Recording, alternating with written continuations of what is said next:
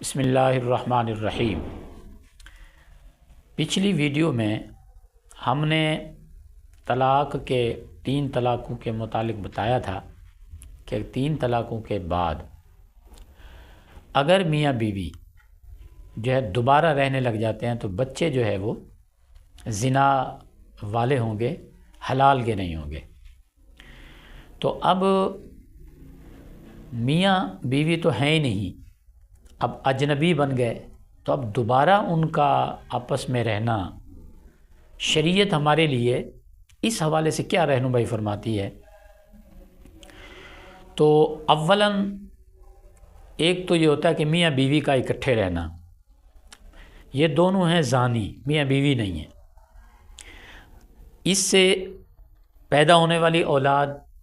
وہ حلال کی نہیں ہے، اور جو مرد ہوگا اس کی جو جائیداد ہوگی اس کے مرنے کے بعد وہ بچے وارث نہیں ہوں گے جو اس زنا سے پیدا ہوئے، کیونکہ باپ جو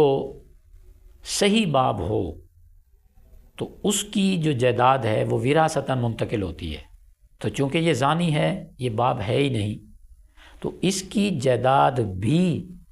ان کی طرف منتقل نہیں ہوگی جو 3 طلاقوں کے بعد اکٹھے رہنے پر پیدا ہوئی ہے۔ تو لہٰذا ان دونوں زانی اور زانیہ کا مسلمانوں کو، رشتہ داروں کو، جس کا جتنا تعلق ان کے ساتھ قوی ہے اس کا اتنا مضبوط بیکاٹ کرنا چاہیے، تاکہ یہ دونوں اپنے اس برے فعل اور حرام فعل سے باز آ جائیں، کیونکہ یہ حرام کاری کر رہے ہیں تو اس حرام کاری سے باز آ جائیں۔ دوسرے نمبر پر بعض رشتہ دار یا بعض دوست یا بعض علاقے کے رہنے والے لوگ جو ہیں وہ چاہتے ہیں جی ان میں صلح کرا دیں، اور اس کو اپنی بڑائی کے طور پر پیش کر رہے ہوتے ہیں کہ ہم نے فلاں میں صلح کرا دی، وہ بیچارے کے بچے مر جاتے، یوں ہو جاتا، فلاں ہو جاتا، ہم نے صلح کرا دی، اور اس پر بڑا فخر کر رہے ہوتے ہیں۔ تو ایسے رشتہ دار، ایسے دوست جو صلح کرانے والے ہوتے ہیں یا علاقے کے بڑے لوگ، تو ان لوگوں کا بھی بیکاٹ ضروری ہے، کیونکہ انہوں نے حرام کام کے اوپر ان دونوں کو اکٹھا کیا ہے، تو دوسرے لوگ ان کا جو ہے وہ بیکاٹ کریں۔ تیسری بات یہ ہے، یہ جو صلح کرانے والے لوگ ہیں یہ وہ لوگ ہوتے ہیں جن کے پاس شریعت کا علم نہیں ہوتا، حالانکہ فیصلہ کرنے کے لیے وہ لوگ ضروری ہیں جن کے پاس شریعت کا علم ہوتا ہے، تاکہ وہ شریعت کے مطابق فیصلے کر سکیں۔ آج کل شریعت کا علم تو دور کی بات ہے، نماز کے بنیادی مسائل کا پتہ نہیں ہوتا، استنجا کرنے کا طریقہ نہیں آ رہا ہوتا، وضو کرنے کا طریقہ نہیں آ رہا ہوتا، لیکن وہ اس بات پر ہر وقت مصر ہوتے ہیں کہ ہمارے پاس فیصلہ آ جائے، وہ اس انتظار میں ہوتا ہے کہ ہم فیصلہ کرنے والے بڑے بنیں۔ لیکن وہ لوگ جن کے پاس علم دین بھی تھا، تقوی بھی تھا، اور علم دین کی بلندیوں پر فائز تھے، ان اسلاف